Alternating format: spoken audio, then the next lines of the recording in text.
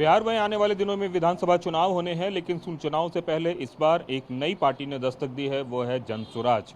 हालांकि उपचुनाव में उसकी दस्तक दिख चुकी है, लेकिन बड़े पैमाने पर हर सीटों पर चुनाव लड़ने जा रही है।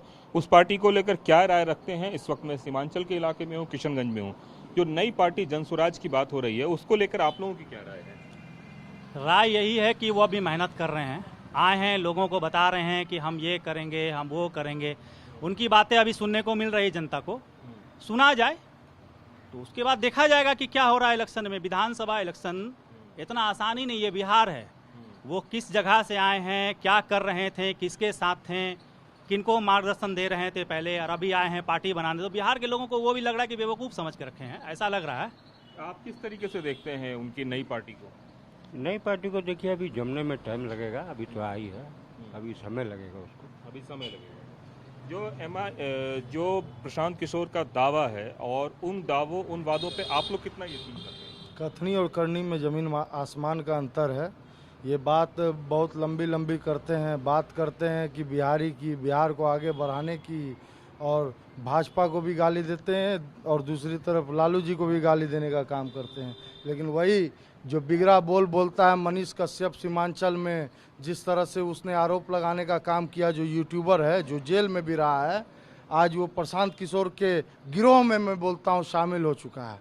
प्रशांत किशोर कोई पार्टी नहीं चला रहे हैं, प्राइवेट लिमिटेड कंपनी है, कोई आस्थावान वर्कर नहीं है, पार्टी का कोई आइडियोलॉजी नहीं है। लोग पैसा देते हैं, पूरे जिले भर के अंदर पूरा बिहार आप घूमने का काम कीजिए, एक पीला रंग का गाड़ी घूमता दिखेगा हर जिले में आपको, और उसका पेड वर्कर है। कहीं ना कहीं भाजपा का ये मुखौटा है। भाजपा रावण स्वरूप है, दशानंद है। भाजपा अकेले चुनाव नहीं लड़ती है।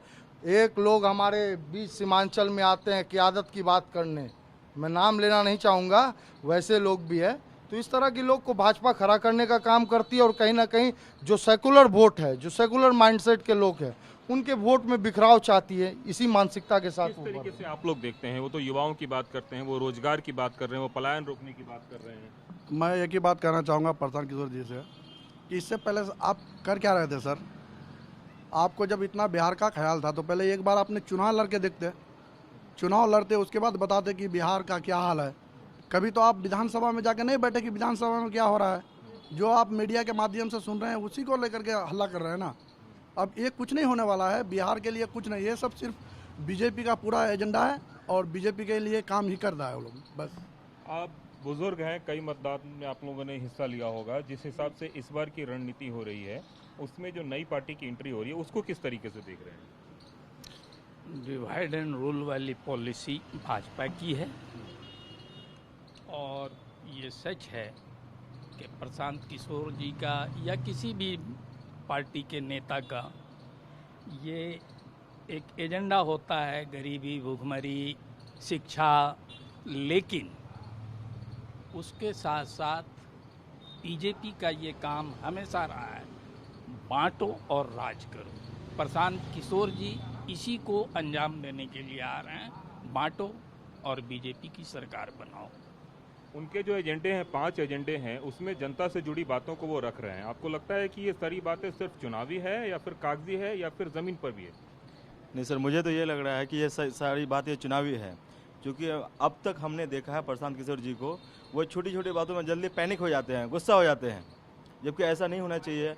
आप एक पूरा बिहार का नेता हैं, और मैं तो ये कहना चाहता हूँ कि अगर सबसे पहले तो आपको विधानसभा इलेक्शन लड़ना था, आपको विधानसभा में जाना था, वहाँ के कुछ बातों को जानना था, उसके बाद आपको पूरा बिहार में अपना पार्टी बना करके लड़ना था। कभी कभी तो मुझे ये भी लगता है कि वो शायद बीजेपी का बी टीम भी है।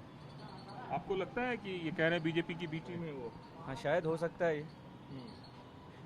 शायद नहीं, श्योर है ये बीजेपी। आवाम के अंदर धारणा है भाई कि अभी बिहार में 2 ही धुरी की लड़ाई है। या तो हम सरकार में बैठेंगे, जो सेकुलर माइंडसेट के लोग हैं। पिछले बार 12,000 की वोट से इंडिया गठबंधन की सरकार बनते बनते रह गई थी, और जो यहाँ क़यादत वाले लोग 5 विधायक जीत के आए थे, उन्हीं के वजह से वोट का पोलराइजेशन हुआ। लेकिन जो आने वाला समय, ये 25 का जो चुनाव है, 20 साल से नीतीश कुमार सरकार में बैठे हुए हैं, बेलगाम अपराधी डेली हत्या हो रहा है, मर्डर हो रहा है। एनसीआरबी का डाटा उठा के देख लीजिए, पिछले 20 वर्षों में क्या हाल दुर्दशा हो गया है। 65,000 से ज़्यादा हत्या हो गया है, 1 लाख से ज़्यादा लूट का काम हुआ है, चोरी हुआ है, 25,000 से ज़्यादा रेप हुआ है। इस तरह की घटनाएं हैं और जंगल राज की बात ये लालू जी पे थोपना चाहते हैं, तो बात समझने की ज़रूरत है, आवाम जान चुकी है। सर एक बात बताइए, एमआईएम की भी उपस्थिति देखने को मिली थी पिछली बार, सीमांचल ने 4 उनके विधायकों को भी जीत के यहाँ से भेजा था। इस बार उनकी क्या स्थिति आप देख रहे हैं? देखिए, कोई भी सियासी पार्टी अपनी अपनी उम्मीद पे चुनाव लड़ती है। एमआईएम को भी अधिकार है, वो लड़ सकता है, क्यों नहीं लड़ेगा। अब रहा हारने और जीतने की बात, तो जहाँ तक ऐसा मुझे लग रहा है कि इस बार एमआईएम भी वो 4 सीट भी नहीं ले पाएंगे। एमआईएम की उपस्थिति की किस तरह से देख रहे हैं आप? ये एमआईएम की उपस्थिति पहले बहुत अच्छे थे, बट अभी जो है शायद डगमगा गए हैं। अभी जो है आरजेडी, पूरा किसानगंज आरजेडी में हो चुके हैं, क्योंकि इसमें एक दमदार नेता का एंट्री हो चुकी है जो मास्टर मुझे नाम है। एक बात बताएं कि एमआईएम की भी एंट्री हुई थी थोड़े दिन पहले और उन्होंने अपनी उपस्थिति भी दर्ज कराई विधानसभा में। वो बात अलग है कि उनके अधिकतर विधायक राजद के साथ जुड़ गए, लेकिन इस बार किस तरीके से देख रहे हैं उनको? क्यों जुड़ गए, यही तो सवाल है। वो जो आए थे कि हम क़यादत की बात कर रहे थे, सीमांचल ओवैसी साहब जब आए थे सीमांचल में 2015 में, तो उन्होंने ये कहा था अपने वक्तव्य में कि सीमांचल के लोग पिछड़े हैं शिक्षा के मामले में, रोजगार के मामले में, चाहे जो भी मामले में हो। लेकिन उनका कहना ये था, तब जब उनके 5 विधायक को यहाँ सीमांचल के लोगों ने जितवाने का काम किया, तो 2 साल तक सुध लेने का भी काम नहीं किया ओवैसी साहब। क्या किशनगंज के लोगों को उन्होंने जो वादा किया था कि हम ओवैसी हॉस्पिटल बना देंगे, लेकिन ओवैसी हॉस्पिटल नहीं बना। आज अगर कम से कम उनको इतना भी करना चाहिए था कि कम से कम 1 क्लास से लेकर 10 क्लास तक का फ्री ऑफ कॉस्ट जो गरीब गुड़वा बच्चे हैं इस सीमांचल के इलाके के, उनको पढ़ने के लिए अगर छोटा सा 10 क्लास तक का भी स्कूल अगर खोल दिए होते तो उनके बातों को लोग मानते और उन पर यकीन करते हैं। वो भी सिर्फ चुनावी जुमला देकर चले जाते हैं, और उनका यही जुमला के वजह से जो यहाँ के जो जनप्रतिनिधि उनके जीते थे, तो उनको लोगों का सामना करना पड़ता था। वो परेशान होते थे, लोग उनसे सवाल करते थे कि आपके क़यादत वाले ओवैसी साहब कहाँ गए, आपका हॉस्पिटल कहाँ गया, आपके जो लंबे लंबे वादे ओवैसी साहब करके गए कि सीमांचल पिछड़ा है, तो उनको उठाने के लिए, उनके उत्थान के लिए उन्होंने क्या किया। तो वो लोग परेशान होकर लास्ट में देखें कि नहीं भाई, हमको इंडिया गठबंधन का साथ देना है, तेजस्वी यादव जी का साथ देना है, और वो तेजस्वी यादव जी के पास चले। आपको क्या लगता है कि ओवैसी के दावे और वादों में फर्क था? देखिए, ओवैसी का दावे और वादों में ये फ़र्क हो गया कि मतलब वो जो भी वादे किए थे, ठीक है आपका विधायक चल गया, कोई बात नहीं, लेकिन आपके अपने हिसाब से जो वादा किए थे उसमें तो कुछ ना कुछ तो करना था। कुछ ना कुछ अगर करते तो आज मतलब आपको भी बोलने का रास्ता होता, आपका नेता को भी बोलने का रास्ता होता। किसी को कितना इफेक्ट दिख रहे हैं आप ओवैसी इफेक्ट? देखिए, ये सब कोई इफेक्ट नहीं बताया, शुरू में ही 2 धुरी की लड़ाई है, तीसरा कोई व्यक्ति है ही नहीं मामला। ये समझिए बात अब बिहार के नौजवान, बिहार की महिलाएं, बिहार के युवक, जिस तरह से माताएं बहनें, वो बात अब बिहार की और अपनी करने चाहते हैं। जिस तरह से देखिए इंडिया गठबंधन के हमारे नेता है तेजस्वी यादव जी, उन्होंने वादा करने का काम किया।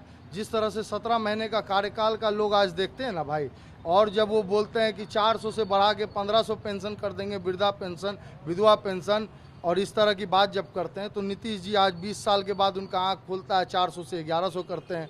जब वो बोलते हैं कि 200 यूनिट बिजली मुफ्त करेंगे, तो वो बोलते हैं 125 यूनिट हम देने का काम करेंगे, घोषणा कर देते हैं। वो बोलते हैं युवा आयोग का गठन करेंगे, तो ये युवा आयोग का गठन कर देते हैं। वो बोलते हैं कि 2500 रुपया माँ बहनों के खाते में, माँ बहन मान्य योजना के तहत सरकार बनेगी तो हम देने का काम करेंगे। तो कहीं ना कहीं चुनाव से पहले आप देखने का काम कीजिए, वो भी देने का ये काम करेंगे। नकलची सरकार है, विजनलेस सरकार है। जो पूरा का पूरा मतलब बात हो रही है, जो पूरी बात हो रही है जनता से जुड़े हुए मुद्दों की, उन मुद्दों की बात में एक जंगल राज का भी बात आता है। तो आपको लगता है कि लोग ऐसे में राजद का दामन थामेंगे?